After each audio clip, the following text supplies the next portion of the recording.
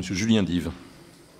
Merci Monsieur le Président, Monsieur le rapporteur, mes chers collègues. L'année dernière, j'ai eu l'occasion de participer à une course à pied dans un village du Saint-Quentinois. Vous savez, une de ces nombreuses courses organisées par des associations durant la période estivale. Ce jour-là, ce n'est pas un coureur, mais un spectateur qui a été victime d'un arrêt cardiaque. Il a pu être sauvé, devinez grâce à quoi? Un défibrillateur cardiaque installé par le maire dans une salle située près du lieu de la course. Ce n'est pas le député ou le maire rural, ni même le sportif amateur qui joue au football le dimanche matin qui s'exprime devant vous. C'est un citoyen responsable, conscient que ces accidents peuvent survenir à n'importe quel moment et arriver à n'importe lequel d'entre nous. À son domicile, à l'hôpital, dans la rue, et même aux abords d'une manifestation sportive ou associative. Ce qu'il faut savoir, c'est que chaque minute perdue représente 10% de chances de survie en moins. Et dans l'espace public, tout le monde ne sait pas forcément comment réagir face à ce type d'événement, les outils nécessaires n'étant toujours pas à disposition pour sauver la victime. Ce sont ainsi 50 000 personnes qui décèdent d'une fibrillation cardiaque chaque année en France. Autant de personnes que l'on pourrait sauver si plus de défibrillateurs cardiaques étaient à disposition de tous dans les lieux publics, sur l'ensemble du territoire national, et si un plus grand nombre de personnes savaient en faire usage. Avoir recours à un défibrillateur cardiaque en cas de fibrillation ventriculaire fait grimper le taux de survie à 25%. La mise en place d'un maillage de défibrillateurs pourrait donc sauver une personne sur 4 victime d'un arrêt cardiaque. Et force est de constater que notre pays est en retard, notamment par rapport aux pays nordiques et anglo-saxons. Comme le rappelle très justement mon collègue Jean-Pierre Decool dans sa proposition de loi, l'expérience de ce maillage a été faite aux États-Unis. 26% des victimes de fibrillation cardiaque hors domicile sont désormais sauvées.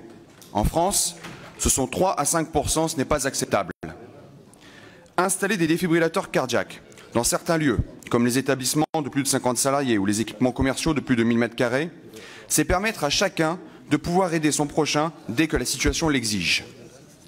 Et à certains qui opposeraient la question du coût de ces installations, c'est un prix que nous devons payer. Il ne faudrait pas exagérer non plus le montant d'achat d'un défibrillateur oscillant entre 1 000 et 2 000 euros. Ce n'est franchement rien comparativement aux vies sauvées de nombreux Français. Je sais bien, des collectivités peuvent voir leur dotation baisser.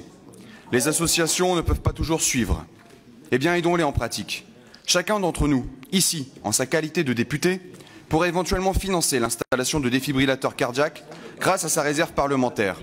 Ce sont autant de coûts que les acteurs de terrain n'auraient pas à supporter. La formation du grand public accompagne naturellement ce dispositif, car les Français sont les premiers à pouvoir sauver des vies, parfois quand les pompiers ou le SAMU arrivent 10 minutes après l'accident cardiaque. Il faut que chacun puisse agir avant leur arrivée, les 5 à 7 premières minutes étant cruciales. Les personnes ont parfois très peur d'intervenir, car elles ont peur de ne pas savoir faire, ou de faire une erreur. Or, il faut toujours intervenir quoi qu'il arrive. L'âge moyen d'une victime d'un arrêt cardiaque en France est de 65 ans. L'infarctus est la première cause de mortalité chez les femmes. Dans 70% des cas, cet arrêt survient au domicile. Dans 70% des cas également, cet arrêt survient devant un témoin. Et dans ces 70%, dans moins de 40% des cas, ces témoins connaissent les gestes de premier secours. 2 fois sur 3 donc, le témoin ne sait pas comment intervenir. Et ceux qui savent comment intervenir sont souvent des professionnels de santé. Ne voyons pas la présente proposition de loi comme une contrainte, mais bien comme une chance pour chacun.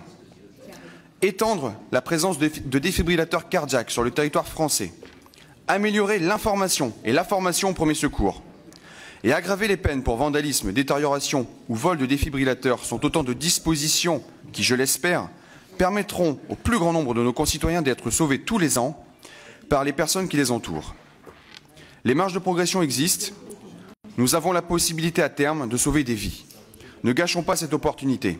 C'est une proposition de loi de bon sens qui répond à une urgence. Elle dépasse les clivages partisans et l'on peut souhaiter, à ce titre, qu'elle fasse consensus sur les bancs de l'hémicycle. C'est la raison pour laquelle le groupe Les Républicains soutiendra et votera évidemment la proposition de loi défibrillateur cardiaque déposée par Jean-Pierre Decool. Je vous remercie. Merci, Monsieur Dive. Pour l'Union des démocrates et indépendants, Monsieur Arnaud.